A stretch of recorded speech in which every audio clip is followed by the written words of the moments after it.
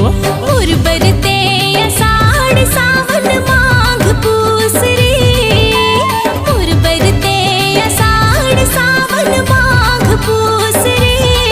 तोरे हंसना बोलना मोहि मन मोहना, तोरे माया मखो सरे। तोरे हंसना बोलना मोहि मन मोहना, तोरे माया मखो सरे।